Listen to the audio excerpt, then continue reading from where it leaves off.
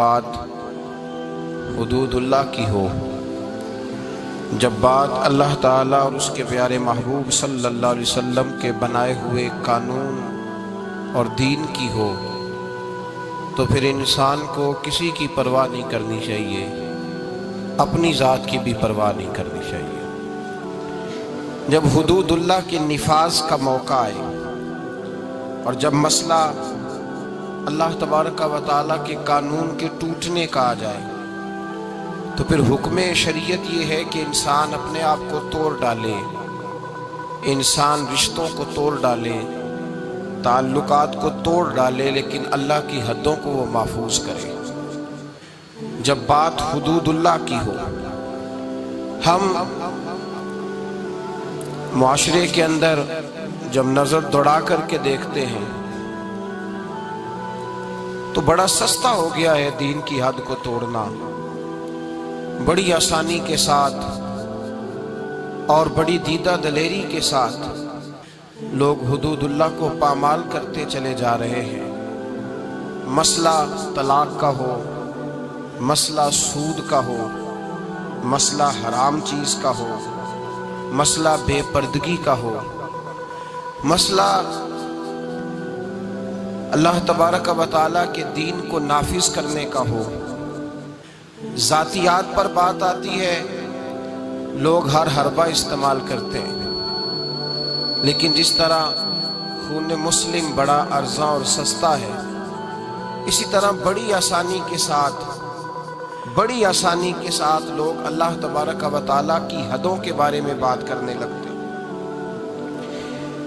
بڑی جلدی لوگ فکرے بولتے ہیں اور اس بات کی نزاکت کو نہیں جانتے، اس پہلو کی شدت کو نہیں جانتے کہ جب اللہ تبارک و تعالیٰ کی حدوں کو توڑا جاتا ہے تو پھر اللہ تبارک و تعالیٰ کی بے آواز لاٹھی اس طرح برستی ہے کہ انسان کا سکون، اس کی طمانینت، زندگی کا سارا حسن کھو جاتا ہے، اور انسان نہ صرف یہ کہ وہ معاذ اللہ خدا فراموش ہوتا ہے، وہ خود فراموش بھی ہو جاتا ہے۔ زندگی میں یاد رکھیں، کبھی بھی کسی موقع پر بھی اللہ کی حدوں کو نہیں توڑنا چاہیے۔ ہمارے معاشرے کے اندر پہلے لوگ طلاق دیتے ہیں، طلاق طلاق طلاق، 3 جملے طلاق کے بولتے ہیں، کہنے والے کہہ رہے ہیں کہ طلاق دی، اس کا پورا پس منظر ہے، جھگڑا رہتا تھا، لڑائی رہتی تھی، نافرمانی ہوتی تھی۔ خامد بھی بتلاتا ہے، جب اس سے پوچھا جاتا ہے تو وہ کہتا ہے بڑی دیر سے بد زبانی ہو رہی تھی۔ عورت کو پوچھا جاتا ہے تو وہ کہتی ہے بڑے پرانے ظلم کر رہا تھا۔ ایک پورے پس منظر کے پیچھے طلاق دی جا رہی ہے اور نام لے کر کے طلاق دی جا رہی ہے، پھر جا کر کے اسٹامپ فروش سے طلاق لکھوائی جاتی ہے، اس پر سائن ہوتے ہیں، پھر وہ پوسٹ کی جاتی ہے۔ جب اگلی جگہ پہنچ گئی، طلاق ہو گئی، اب برادری کے کچھ بڑے شامل ہو گئے اور شامل ہو کے کہنے لگے نہیں صلح ہونی چاہیے۔ صلح بھائی، جب 3 طلاقیں ہو گئی تو اب صلح کس بات کی؟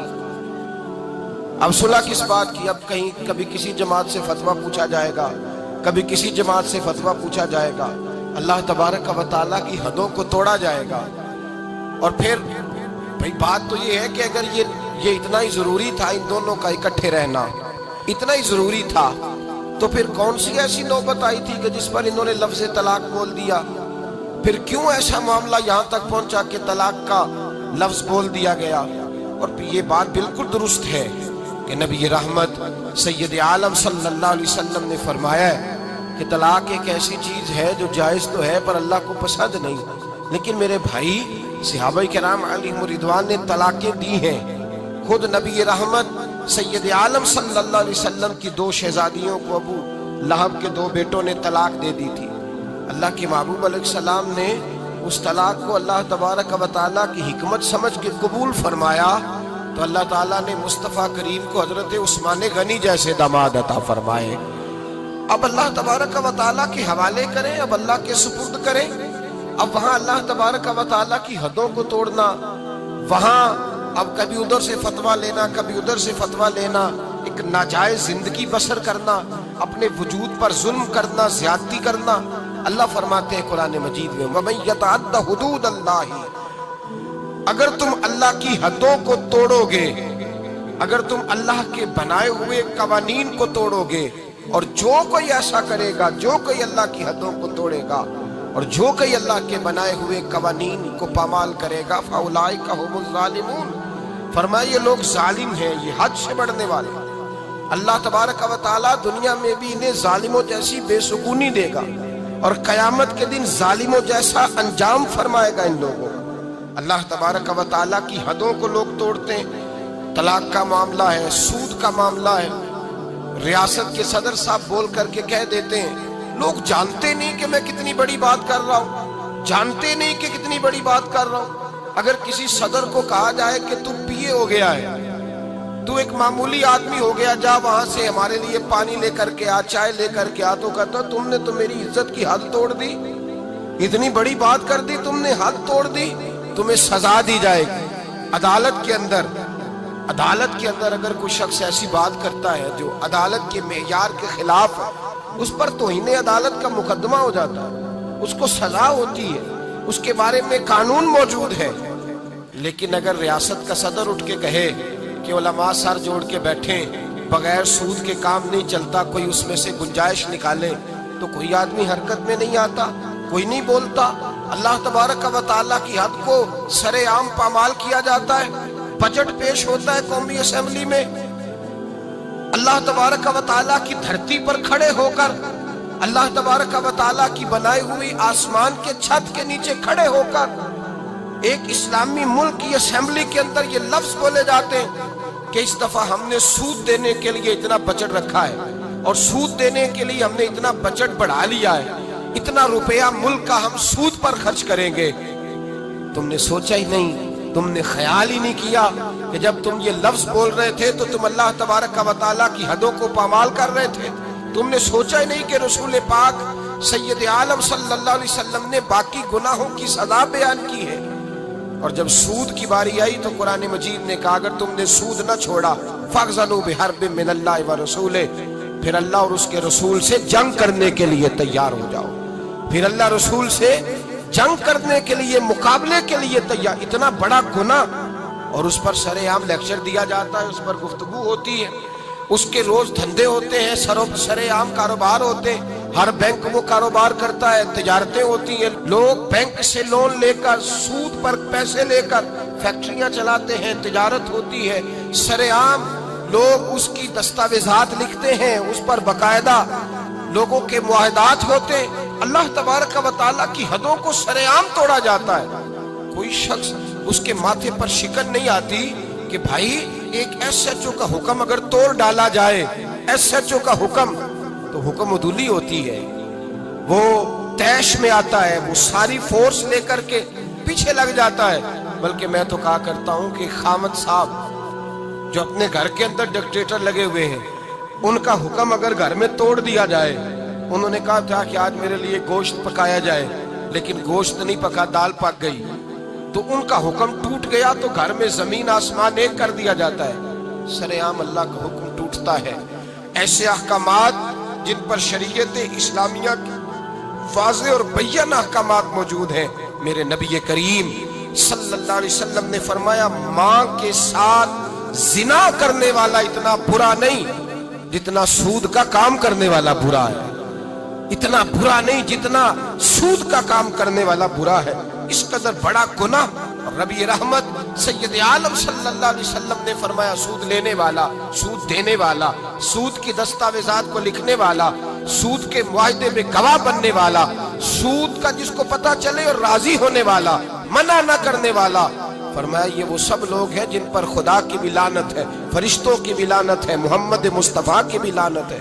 اتنا سخت حکم بیان کیا، لیکن لوگ ہیں کہ ڈھٹائی کے ساتھ وہ کام کرتے، اعلانیہ وہ کام کرتے، ایک عام آدمی سے لے کر ریاست کے سربراہان تک الا ماشاءاللہ دھندے میں ملوث ہوتے، اور لوگ ہے کہ کیے جا رہے ہیں، حدود اللہ ہے کہ پامال ہو رہی ہے، اور سر عام۔ میرے رسول پاک صلی اللہ علیہ وسلم نے مرد اور عورت کا ایک جگہ رہنا پسند نہ فرمایا، حضور سید عالم صلی اللہ علیہ وسلم نے فرما دیا جہاں مرد اور عورت اکٹھے ہوتے ہیں وہاں تیسرا شیطان ہوتا ہے۔ حضور نے بیان کر دیا، کھلے لفظوں میں بتلا دیا، فرمایا کوئی اجازت نہیں، کوئی اجازت، جہاں مرد اور عورت اکٹھے ہوں گے تیسرا شیطان ہوگا۔ مخلوط تعلیم ہے، مرد اور عورتیں، لڑکیاں اور لڑکے اکٹھے یونیورسٹی اور کالجز میں پڑھتے ہیں، اور جن لوگوں کو اللہ نے کچھ تھوڑا سا پیسہ دے دیا ہے، اللہ نے اپنے فضل سے تھوڑی دولت دے دی ہے، وہ اتنی ڈھٹائی کے ساتھ دین کی دھجیاں بکھیرنے لگے ہیں۔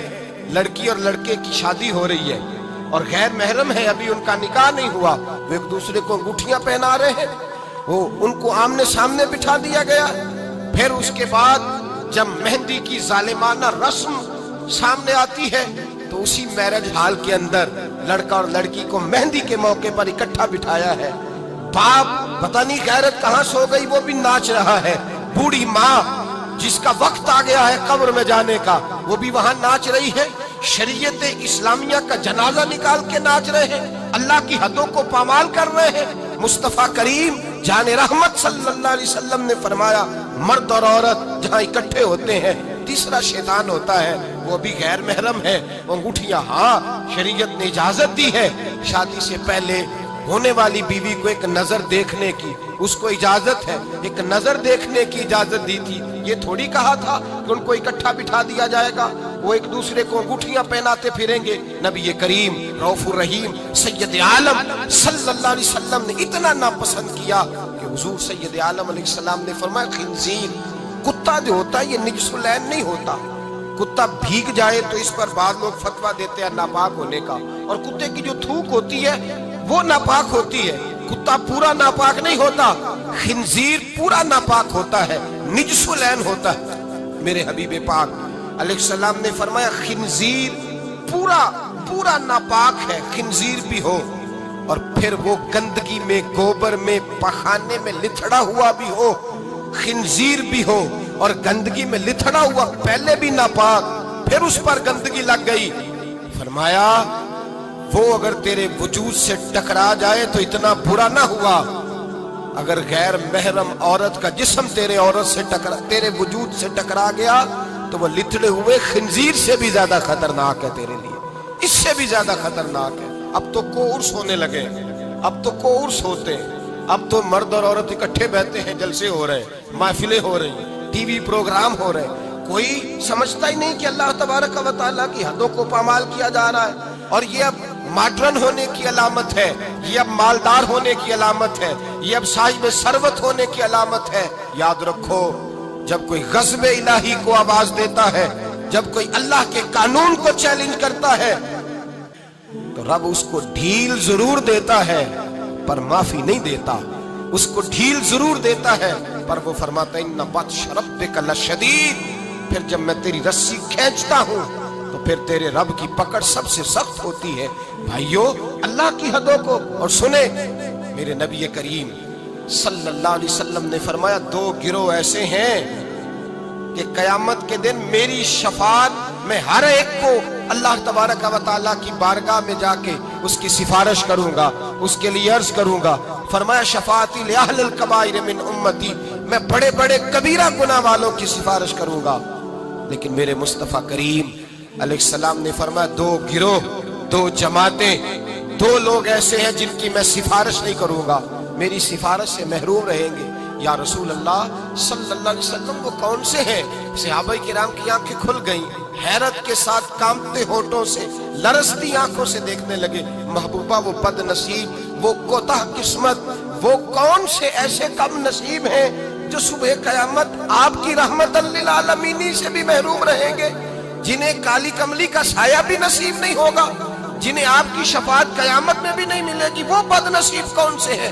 تو میرے مصطفیٰ کریم علیہ السلام کے صحابہ نے تڑپ کر پوچھا تو کریم نے فرمایا ایک وہ بادشاہ، وہ فرمانروا جسے اللہ تبارک و تعالیٰ نے اپنے فضل سے عزت دی، اللہ نے کسی مملکت کا سربراہ بنایا اور پھر وہ خائن ہو گیا، ظالم اور جابر ہو گیا، پھر وہ لوگوں کو لوٹنے لگا، پھر وہ غریبوں کا خون نچوڑ کے اپنی تجوریاں بھرنے لگا، صبح قیامت میرے مصطفیٰ کریم فرماتے میری شفاعت سے بھی محروم رہے گا۔ اور دوسرا میرے حبیب پاک علیہ السلام نے فرمایا میرا وہ امتی ہو کلمہ پڑھنے والا ہو لیکن اگر اللہ کی حدوں کو پامال کرتا ہے، اگر اللہ کی حدوں کو توڑتا ہے تو قیامت کے دن وہ میری شفاعت کا حقدار نہیں ہے۔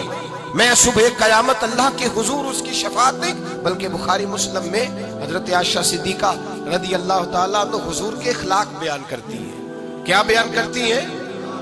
نبی پاک کے، میری طرف دیکھیے، حضور کے اخلاق، یہ اخلاق بیان ہو رہے حضور کے، یہ بھی اخلاق ہے میرے نبی پاک کا، اخلاق بیان کرتی ہیں۔ کہتی ہے نبی پاک علیہ السلام نے کبھی اپنے دست مبارک سے کسی کو مارا نہیں، کسی غلام کو، کسی عورت کو، کبھی نہیں، یہ اخلاق بیان ہو رہا ہے۔ فرماتے ہیں کبھی حضور نے کسی پر غصہ نہیں فرمایا۔ بخاری مسلم میں یہ بھی اخلاق کا حصہ ہے، یہ بھی اخلاق ہے، کبھی کسی پر غصہ نہیں فرمایا۔ لیکن جناب عائشہ فرماتی ہے اگر کوئی اللہ کی حد کو توڑ دیتا، اگر کوئی دین اسلام کے قانون کو پامال کرتا تو پھر میں مصطفیٰ کے چہرے پر جلال دیکھتی، پھر میں حضور کے لب و لہجے میں اس کے لیے سختی دیکھتی، پھر میں دیکھتی کہ حضور سید عالم صلی اللہ علیہ وسلم اس پر جلال فرماتے، اللہ کے محبوب اس سے ناراض ہوتے جو حدود اللہ کو پامال کرتا۔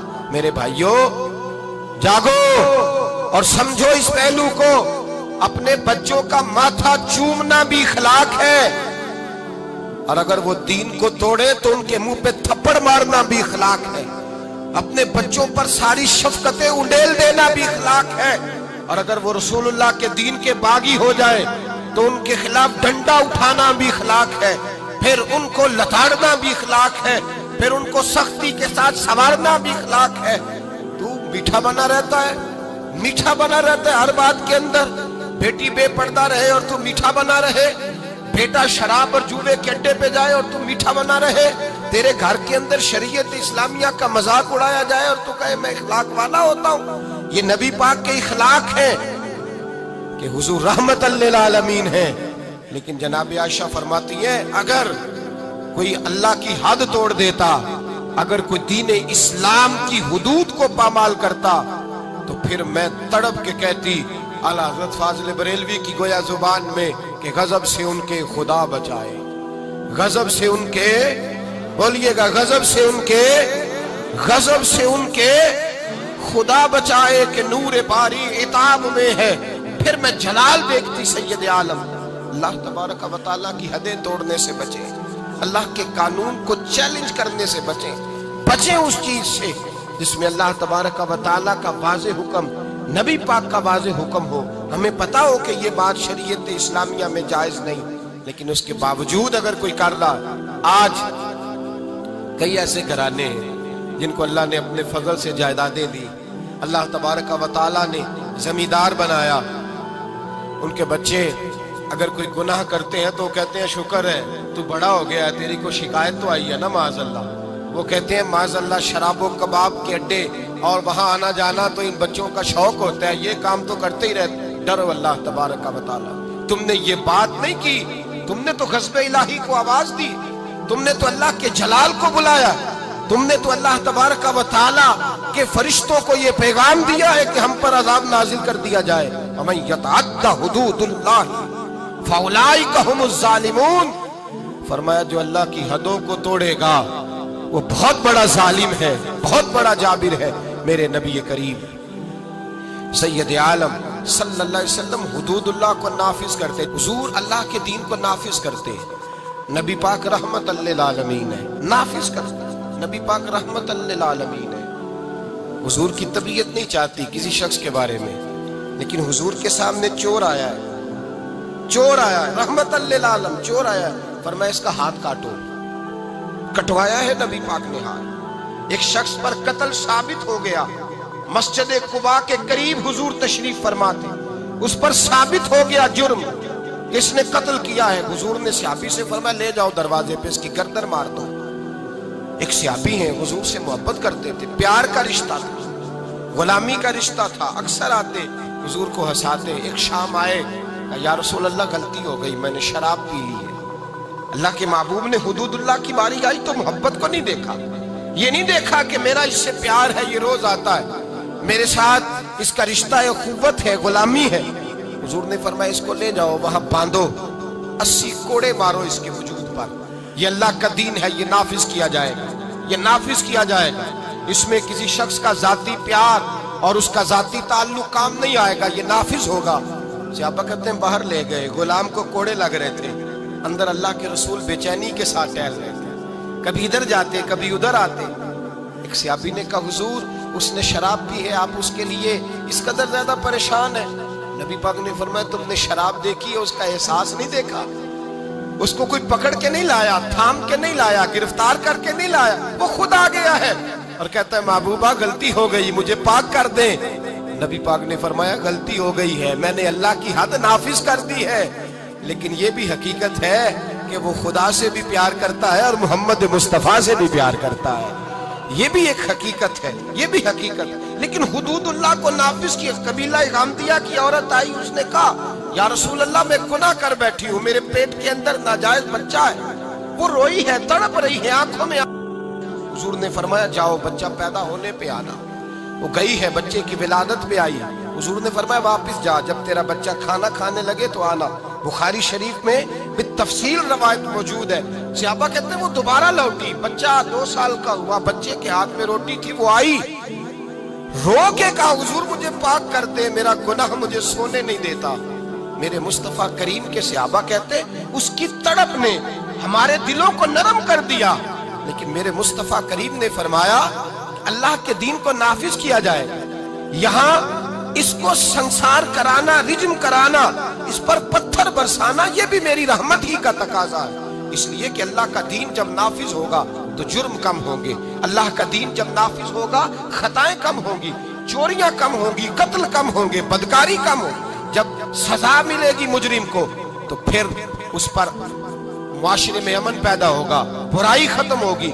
فرمایا جاؤ لے جاؤ اور لے جا کر کے اس پر پتھر برساؤ، اسے مار دو۔ صحابہ کہتے ہیں پتھر مار مار کے اسے مار دیا۔ اللہ کا قانون رحمت للعالمین نبی نے نافذ کیا، اور جب اس کا انتقال ہوا تو حضور نے فرمایا غسل دو، صفے بلاؤ، میں خود اس کا جنازہ پڑھاؤں گا۔ یا رسول اللہ صلی اللہ علیہ وسلم آپ نے ہی قانون نافذ کیا اور آپ ہی جنازہ پڑھائیں گے؟ تو میرے کریم نے فرمایا تم نے اس کا گناہ دیکھا ہے، اس کی توبہ کا رنگ نہیں دیکھا، احساس نہیں دیکھا؟ فرمایا اس پر اللہ کی حد آئی ہے اور ہم نے اس پر اللہ کا قانون نافذ کیا ہے، اور اب اس کا حال یہ ہے کہ وہ جنت کی نہروں کے اندر گوتے لگا رہی ہے۔ بھائی یاد رکھیں، سمجھیں اس بات، جب اللہ کا دین نافذ ہوگا۔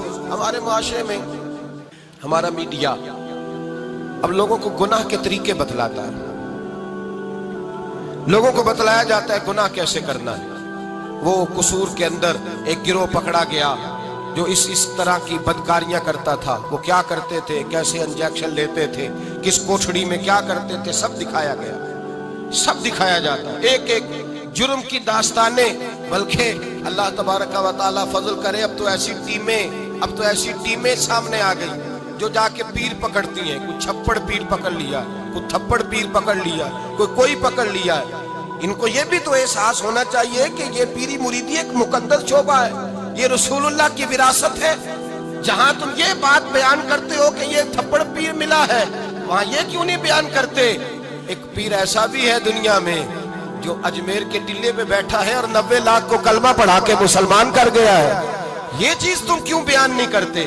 اور پھر تم پتہ نہیں کس کو پکڑ کے لے آتے ہو، نہ جانے کون جاہل تھا، اللہ جانے کون تھا۔ تم آؤ میدان کے اندر، ہمارے سامنے بیٹھو، ہم تمہیں کراچی سے لے کر خیبر تک لاکھوں خانقاہیں ایسی دکھائیں گے جہاں آج بھی خدا کا نام لیا جاتا ہے اور محمد رسول اللہ کا دین پڑھایا جاتا ہے۔ تم لوگوں کو گمراہ کرتے ہو، تم لوگوں کو بتلاتے ہو کہ یہ سارے اس طرح کے ہوتے ہیں۔ وہ پتہ نہیں کون بدماش تھا، گنڈا تھا، کون بے دین تھا جس کو تم نے پیر بنا کے لوگوں کے سامنے رکھا۔ ہم پیر اسے مانتے ہیں جس کے ایک ہاتھ میں خدا کا قرآن ہوتا ہے اور دوسرے ہاتھ میں محمد مصطفیٰ کا فرمان ہوتا ہے۔ تو یہ یاد رکھیے گا، اور ہم کبھی کمزور نہیں پڑتے۔ کسی جگہ ہمیں کوئی شخص آ کر کے بتلاتا ہے وہ فلاں بابا پکڑا گیا، ہم کہتے ہیں ہمارا نہیں ہے، وہ جس نے پکڑا اسی کا تھا جس نے پکڑ لیا، اور جو اس پہ تنقید کر رہا ہے وہ اسی کا ہے۔ جھوٹ بولتے ہیں لوگ، جھوٹ بول بددیانتی کا مظاہرہ کرتے، ظلم کرتے ہیں۔ ان بے وقوفوں اور بدماشوں کو لا کر دین اسلام کے سپاہی اور مجاہدوں کی صف میں اور ان کے ساتھ مقابلہ کرانا چاہتے ہیں؟ ہمارے تو مشائخ وہ ہیں جن کے چہرے دیکھیں تو خدا یاد آ جاتا ہے، جن کے پاس بیٹھے، جن کے پاس چند گھڑیاں کوئی گزار کے جائے۔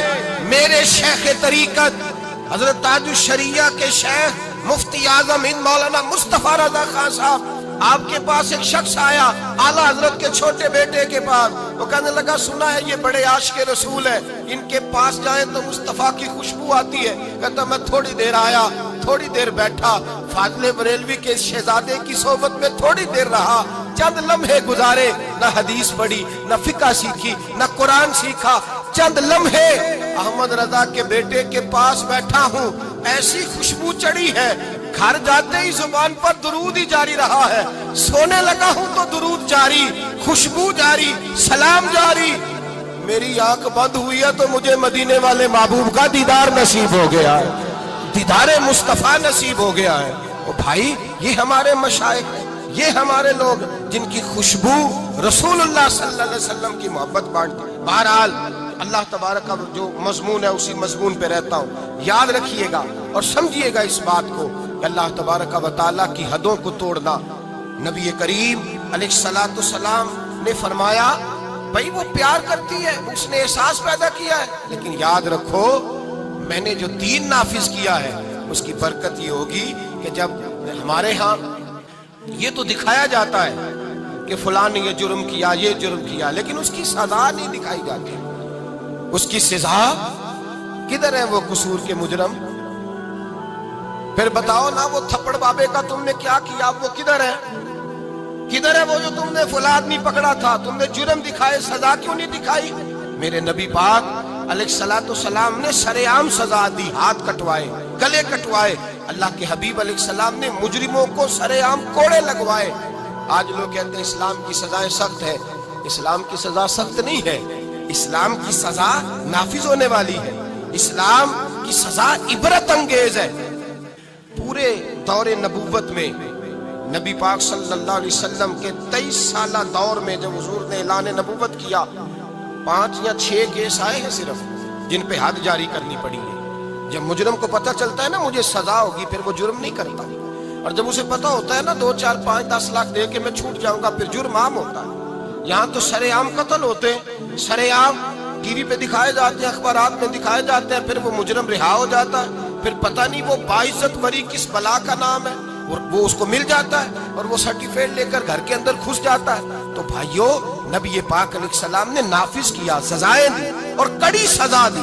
فرمایا یہ بھی میری رحمت ہی کا تقاضا ہے کہ میں جڑی بوٹیوں کو کاٹ کے باقی ساری فصل کو محفوظ کرنا چاہتا ہوں، باقی ساری مہکتی ہوئی حدیث۔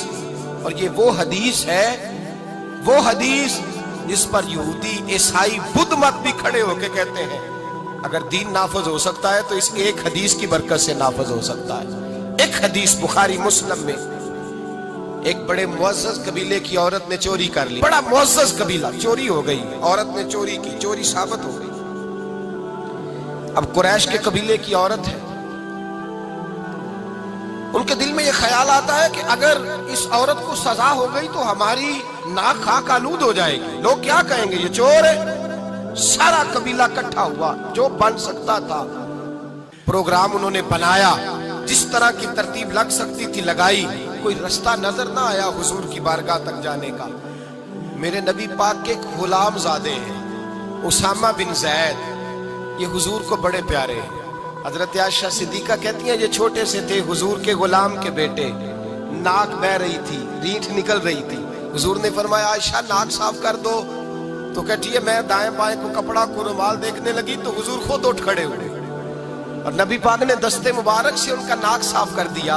حضور نے بڑا پیار کیا، فرمایا یہ اسامہ مجھے بڑا پیارا ہے۔ نبی پاک نے فرمایا یہ لڑکی ہوتا تو میں اسے زیور پہناتا، میں اس کے لیے بہت ساری چیزیں خرید کے لاتا۔ حضور محبت کرتے، جناب اسامہ سے پیار کرتے، غلامی کا رشتہ تھا۔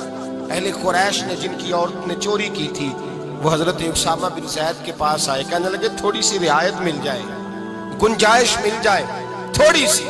حضرت اسامہ بن زید سے کہا تھوڑی گنجائش ہو جائے، سزا میں تھوڑا ہلکا پن آ جائے۔ پہلی دفعہ تھا، نیا نیا دین قبول کیا ہے، ابھی لوگ عادی نہیں ہوئے، بڑی حکمتیں، بڑی لیت اللہ، بڑی تفصیلات، بڑا کچھ۔ جناب اسامہ بن زید کہتے ہیں میں در رسول پہ آیا، اور میں جب آتا تھا نا تو مصطفیٰ کریم کا چہرہ کھل جاتا تھا۔ آپ فرماتے میں آیا، حضور کے پہلو میں بیٹھا، نبی پاک علیہ السلام دلوں کے بھید جاننے والے، پلٹ کر مصطفیٰ نے دیکھا، فرمایا اسامہ جو کہنے آئے ہو چلو کہہ ڈالو۔ خیال آیا کہ مسلمان نیک و بد پہچان جاتے ہیں، محمد آدمی کے دل کی باتیں جان جاتے ہیں، فرمایا چلو کہہ ڈالو۔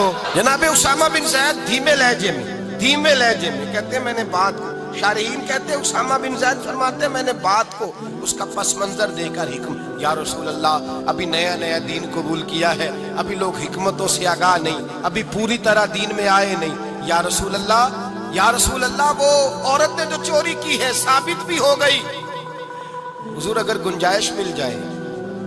وہ لوگ میرے پاس آئے تھے، جناب اسامہ فرماتے ہیں قسم اللہ کی عزت کی، میں نے مصطفیٰ کو جب بھی دیکھا تھا میری طرف دیکھ کے ہنسا کرتے تھے، آج جب حضور نے چہرہ پھیرا تو میں نے حضور کے چہرے پہ جلال دیکھا۔ فرمایا حضور نے اتشفع حد من حدود اللہ، فرمایا اسامہ اللہ کی حدوں میں سے ایک حد کے بارے میں سفارش کرنے آ گیا، تو خدا کے قانون کے بارے میں سفارشی بنا ہے، بلاؤ لوگوں کو، اکٹھا کرو مجمع کو۔ فرماتے ہیں صحابہ مجمع اکٹھا ہو گیا مسجد میں، کھچا کھچ بھر گئی۔ میرے مصطفیٰ کریم نے فرمایا لوگوں تمہیں کیا ہو گیا ہے، اللہ کی حدوں کے بارے میں سفارش کرتے ہو؟ فرمایا تم سے پہلی قومیں تباہی اس لیے ہوئی تھی کہ جب کوئی مالدار جرم کرتا تھا تو معاف کر دیا جاتا تھا، اور غریب سے کوئی غلطی ہوتی تو لٹکا دیا جاتا تھا۔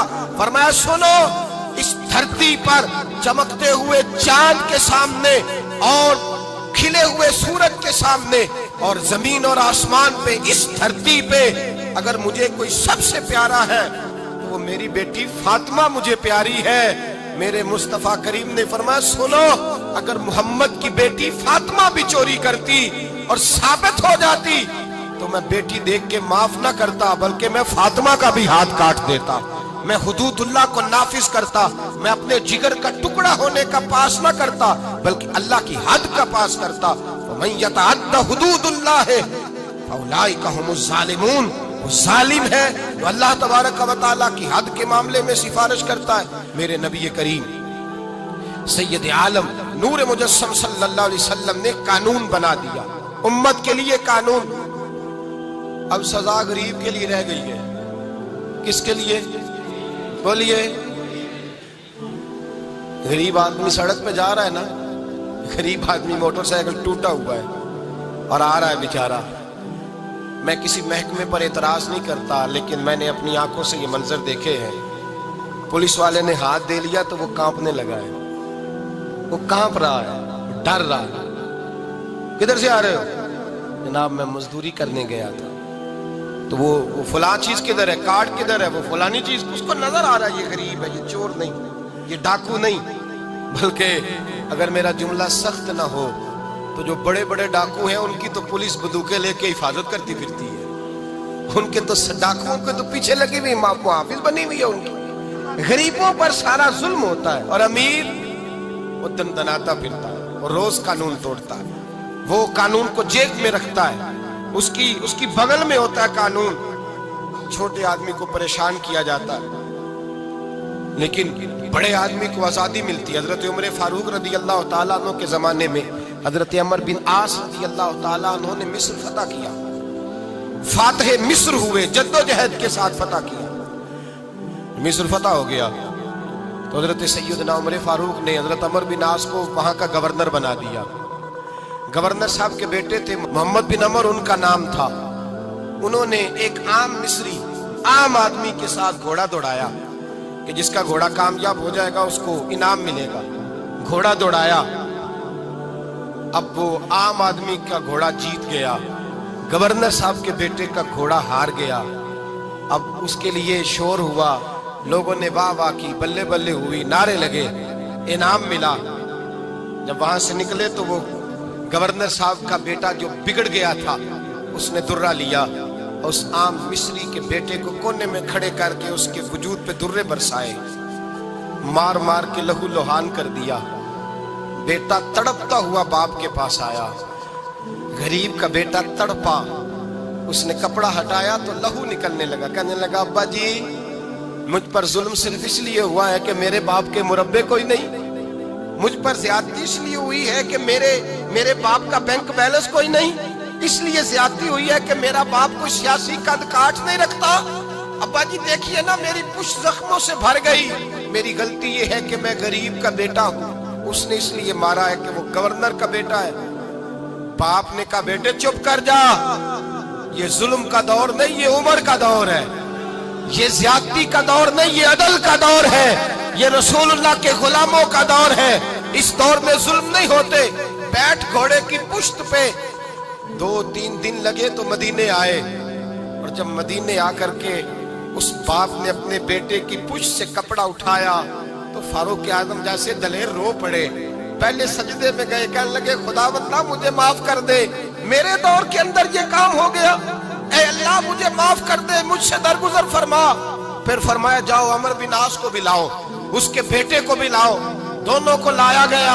हजरत फारूक आजम रज़ी अल्लाह ताला अन्हु ने भरे मजमे में उस बिगड़े हुए बेटे को कहा तूने इसलिए मारा है कि इसका बाप गरीब था, तेरा बाप गवर्नर है ना, वो खड़ा है सामने, वो फौजों वाला गवर्नर वो खड़ा है। उस गरीब मिस्री के बेटे से कहा दुर्रे उठा, और जितने इसने तेरे वजूद पे मारे थे उतने ही तू भी इसके वजूद पे मार। और ये तू तेरा तो बाप मौजूद नहीं था, इसका सामने खड़ा है। दुर्रे बरसाए, चीखें निकली, और मस्जिद नबवी के सहन के अंदर लोगों ने यह मंजर देखा। फिर हजरत उमर फारूक ने पलट कर देखा अमर बिन आस की जानिब, फरमाया अमर गवर्नरी का लिबास उतार ले, जा टाट का लिबास पहनकर ऊंटों का रेवड़ चढ़ाया कर। लोग कहने लगे हुजूर अमर बिन आस की गलती क्या है, उनको सजा क्यों मिल रही है? आप फरमाने लगे अमर बिन आस के बेटे के दिल में ख्याल कैसे आया कि ये गवर्नर का बेटा है? इसके दिल में ख्याल कैसे आया? इसके घर में बात हुई होगी ना कि तू गवर्नर का बेटा है, इसके दिल में बात हुई होगी ना कि तू चौधरी का बेटा है। बाकी कमी होते हैं, इसके दिल में बात डाली किसने कि तू अमीर है, बाकी नीच होते हैं, ये पैगाम दिया किसने? फरमाया चूंकि इसके बाप ने घर के अंदर कोई बात की होगी, अब ये गवर्नरी के काबिल नहीं रहे, अब ये ऊंट चढ़ाया करेंगे। फरमाया ये अल्लाह के रसूल का दीन है, और जब तक सूरज चमकता रहेगा रसूलुल्लाह का दीन गालिब रहेगा, नबी पाक का दीन गालिब रहेगा। ये कैसे हो गया कि मेरे जमाने में जुल्म हो जाए, ज्यादती हो जाए? अल्लामा इकबाल ने अपनी खूबसूरत अंदाज में लिखा है, कहते हैं सुल्तान मुराद हिंदुस्तान का बादशाह था। इकबाल ने लिखा है, इकबाल कहते हैं उसने एक मिस्त्री को बुलाया मस्जिद बनाने के लिए, कहा इस तरह की बनाना मेरा दिल खुश हो जाए। मामार ने मिस्त्री ने मस्जिद बनाई, बादशाह सलामत को पसंद ना आई, तो बादशाह सलामत ने उस मिस्त्री का हाथ गुस्से से काट डाला, पूछ कोई नहीं ना सकता। वो सीधा काजी की अदालत में कटा हुआ हाथ लेके गया, और काजी के दरवाजे पे जाके कहने लगा मैं पूछ सकता हूँ आप किसका कलमा पढ़ते हैं? पूछ सकता हूँ? तो काजी कहते मेरी कुर्सी भी कांपने लगी, और जिस कमरे में बैठा था वो कमरा भी कांपने लगा। मैंने कहा सवाली तो बात का, कहानी पहले बताओ कलमा किसका पढ़ते हो? तो काजी कहता है मेरी आंखें बरस पड़ी। मैंने कहा मैं उसके कलमा पढ़ता हूँ जो दुनिया में भी मेरा वारिस है, कयामत में भी वही मेरा वाली बनेगा, जो दुनिया और आखिरत में मेरा वाली है, मैं मुस्तफा का कलमा पढ़ता हूँ। तो कहने लगे हाँ इसलिए तुझसे ये बात कहलवाई है कि कहीं तू बादशाह का तो कलमा नहीं पढ़ता, माअज़ल्लाह तू काजी अदालत में बैठा है कुर्सी पे, उसका कलमा तो नहीं पढ़ता? कहा नहीं मैं मुस्तफा का। फिर देख मेरा हाथ कट गया है, अब तू बता कि तू बादशाह समझ के माफ करेगा या रसूलुल्लाह का दीन समझ के नाफज करेगा? डॉक्टर इकबाल कहते हैं वो काजी ने हुक्म जारी किया कि फौरन बादशाह को बुलाया जाए। हिंदुस्तान का फरमा रवा पैगाम गया तो कांपता हुआ आया, काजी ने सामने खड़ा किया, एक तरफ बादशाह और एक तरफ वो मामूली मामार मिस्त्री काम करने वाला। तो काजी गर्जदार आवाज में कहने लगे बादशाह तू बता, इसका खून सुर्ख है तो तेरा सुर्ख नहीं, اس کے بازو پہ گوشت ہے تو تیرے بازو پہ نہیں، اسے درد ہوتا ہے تو تجھے نہیں ہوتا، یہ تو نے کیا حرکت کی؟ بادشاہ کی گردن جھک گئی۔ قاضی کہنے لگے پکڑو اس کو باہر لے جاؤ اور اس کا بازو کاٹ دو، اس کا بازو کاٹ دو۔ ڈاکٹر اقبال کہتے ہیں جہاں کانپ رہا تھا سارا کچھ، وہاں خوشی کے شادیانے بجنے لگے۔ قاضی کہنے لگا اس کا بازو کاٹو اور اس کو بتاؤ امیر غریب کا فرق اتنی دیر ہوتا ہے جتنی دیر بندہ مسلمان نہیں ہوتا، اور جب کوئی رسول اللہ کا غلام ہو جاتا ہے پھر سارے برابر ہو جایا کرتے ہیں۔ بندہ و صاحب و محتاج و غنی ایک ہوئے، تیری سرکار میں پہنچے تو سبھی ایک ہوئے، تیری سرکار میں پہنچے تو سبھی ایک ہوئے۔ اور اپنی ملت پر قیاس اقوام مغرب سے نہ کر، خاص ہے ترکیب میں قوم رسول ہاشمی، لے جاؤ کاٹو اس کا بازو۔ اقبال کہتے ہیں جب باہر لے جایا گیا بادشاہ کو تو بادشاہ نے گردن جھکائی۔ مستری کہنے لگا تو نے گردن کیوں جھکا دی ہے، اب کیا ہوا؟ تو بادشاہ سلطان مراد آنکھ کھول کے کہنے لگا بھول گیا تھا، غلطی ہو گئی تھی، بادشاہی کے تکبر میں آیا تھا، وہ جو تیرا ہاتھ کاٹا ہے وہ تکبر سے کٹ گیا ہے، اور یہ جو گردن میں نے جھکا دی ہے یہ میں نے اپنے نبی کے دین کی حد کے نیچے جھکا دی ہے، حضور کے قانون کے نیچے جھکا دی ہے، یہاں سزا لوں گا وہاں شرمندہ نہیں ہونا چاہتا۔ اس مستری نے بڑھ کے سینے سے لگا لیا اور کہنے لگا قاضی صاحب میں نے معاف کیا، مجھے پتا چل گیا ہے کہ مسلمان بادشاہوں کا کلمہ نہیں پڑھتے، محمد عربی کا کلمہ پڑھتے ہیں، رسول اللہ کا کلمہ پڑھتے ہیں، اور جب تک مسلمان نبی پاک کا کلمہ پڑھیں گے کوئی اللہ کی حدوں کو نہیں توڑے گا، کوئی دین کو پامال نہیں کرے گا، کسی کے اندر طاقت پیدا نہیں ہوگی کہ وہ دین کی حد کو توڑ سکے۔ حضرت جناب سیدنا محمود غزنوی رحمت اللہ تعالی علیہ بیٹھے ہیں اپنے دربار میں، ایک غریب عورت تڑپتی روتی ہوئی آئی، ماں بلکتی ہوئی آئی اور آگے کہنے لگی بادشاہ ذرا مجھ غریبنی کی فریاد بھی سن۔ بادشاہ نے کہا جلدی سے بلاؤ، کہیں اس کی چیخیں کوئی زلزلہ برپا نہ کر دے۔ قریب آئے، کیا بات ہے؟ کہنے لگی کوئی شاہی خاندان کا نوجوان ہے، میں بیوہ عورت ہوں، ہندو مذہب سے تعلق رکھتی ہوں، میری 4 بیٹیاں ہیں، کوئی بادشاہ کوئی شاہی خاندان کا نوجوان ہے، سپاہیوں سمیت آتا ہے، شراب کے مٹکے لاتا ہے، میرے گھر میں گھستا ہے، میرے پاس اور تو کوئی شے نہیں، ایک عزت ہی ہے، جب وہ جوان بیٹی کی طرف دیکھتا ہے تو میں سوچتی ہوں اب دنیا میں بچا کیا ہے۔ بادشاہ میں بڑی مشکل سے تجھ تک پہنچی ہوں، میں اگرچہ ہندو ہوں پر میری فریاد رسی کون کرے گا؟ سلطان محمود غزنوی کہنے لگے تو جا، اور میں نے اپنے سارے سپاہ سالاروں کو سپاہیوں کو حکم دے دیا ہے آئندہ جب تو آئے گی تو تجھے رات کے وقت بھی میرا دربار کھلا ملے گا، جیسے ہی وہ تیرے گھر آئے فوراً پہنچ جانا، آ کے اطلاع دینا۔ رات کا سناٹا، وہ غریبنی پھر تڑپتی ہوئی چیختی ہوئی آئی، بادشاہ ذرا جلدی کر غریب کی عزت لٹ نہ جائے، ذرا جلدی نکل، دیکھنا کوئی سرمایہ آج ختم نہ ہو جائے۔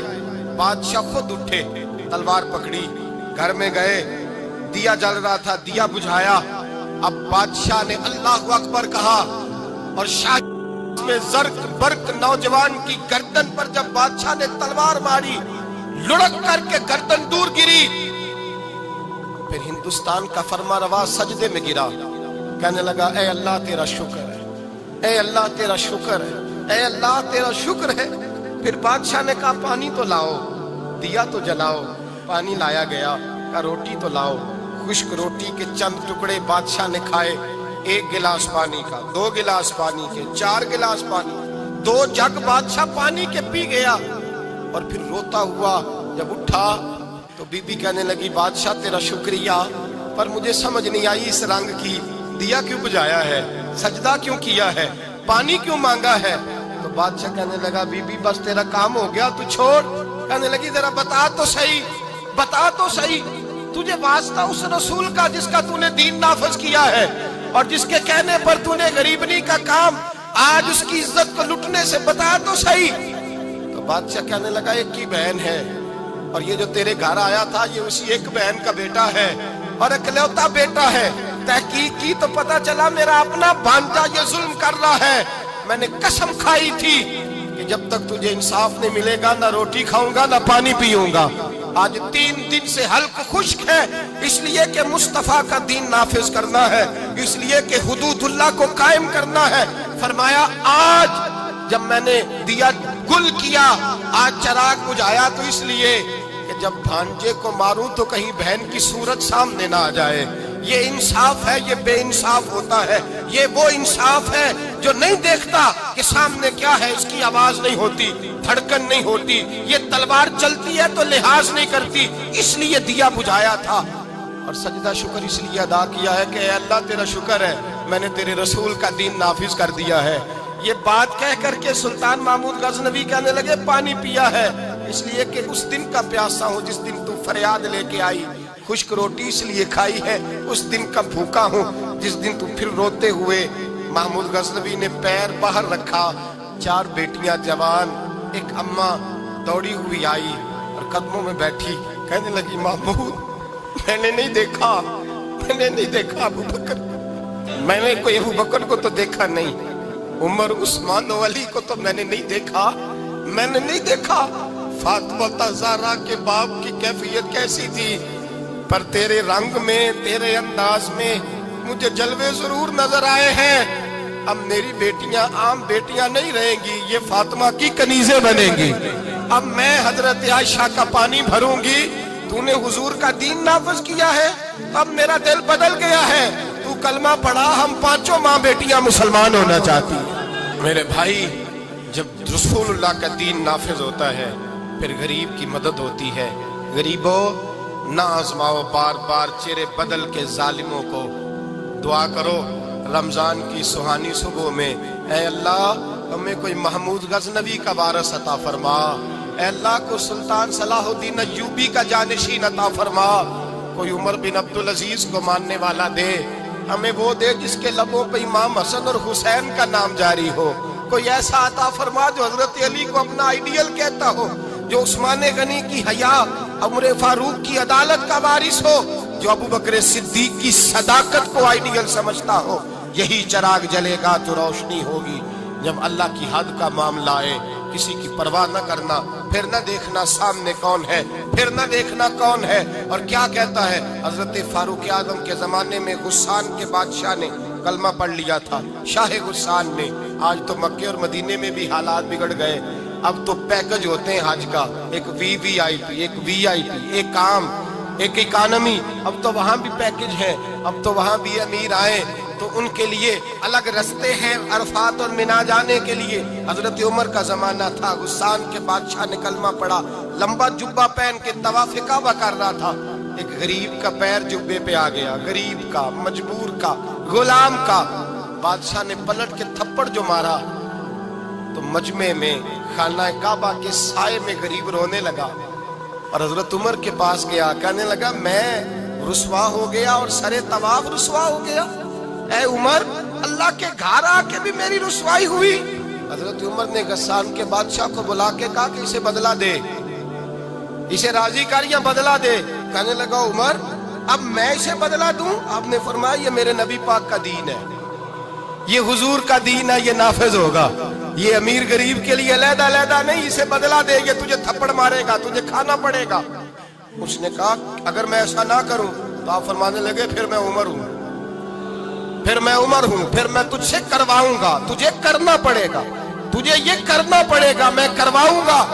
حضرت سیدنا عمر فاروق نے کہا ایک رات کا وقت ہے تیرے پاس، یا اسے راضی کر لے یا سویرے اسی طرح طواف ہوگا، اسی طرح مجمع ہوگا اور طواف کی اس جگہ جہاں تو نے تھپڑ مارا تھا یہ تجھے تھپڑ مارے گا اور سارا زمانہ دیکھے گا کہ رسول اللہ کا دین کیسے نافذ ہوتا ہے، تجھے تھپڑ کھانا پڑے گا، مار کھانی پڑے گی۔ اللہ اکبر۔ جب سیدنا فاروق اعظم نے اسے یہ کہا، ایک رات سوچنے کا وقت لیا، اس نے راتوں رات سامان اٹھا کر کے واپس بھاگ گیا، عیسائی ہو گیا۔ ایک آدمی نے کہا عمر اتنا بڑا بادشاہ تھا، اس کے پیچھے کتنے لوگ مسلمان ہوتے، مال خزانہ میں کتنا نفع آتا، یہ ہوتا وہ ہوتا۔ حضرت عمر کہنے لگے چپ کر جاؤ، نہ مال چاہیے، نہ زیادہ تعداد چاہیے، نہ بادشاہ چاہیے، ہمیں تو اپنے مصطفیٰ کا دین چاہیے، ہمیں تو رسول اللہ کا دین چاہیے، اس سے زیادہ ہمیں کسی چیز کی حاجت نہیں۔ بھائی یہی چراغ جلے گا تو روشنی ہوگی، रसूलुल्लाह के दीन की हद के मामले में किसी की परवाह न करें। जब आपको वाज़ेह कुरान की आयत मिल जाए, जब हदीस से मुबारका वाज़ेह मिल जाए, फिर अपनी राय पे फिर उस पर अपनी राय को न डालें, थोपे ना। फिर ये ना देखें मैंने घर बचाना है, मैंने फलां चीज़ बचानी है। बस अल्लाह तबारक व तआला की हद का जहाँ मामला है, मैंने शुरू में कहा था, हर रिश्ता तोड़ दो, हर ताल्लुक तोड़ दो, अपना आप भी टूटता है तो तोड़ दो, लेकिन देखना कहीं रब रसूल की हद ना टूटने पाए। ये हद कभी नहीं टूटनी चाहिए। दीन इस्लाम की जो हुदूद अल्लाह और उसके रसूल ने मुतय्यन फरमाई हैं, उनको कभी नहीं टूटना चाहिए।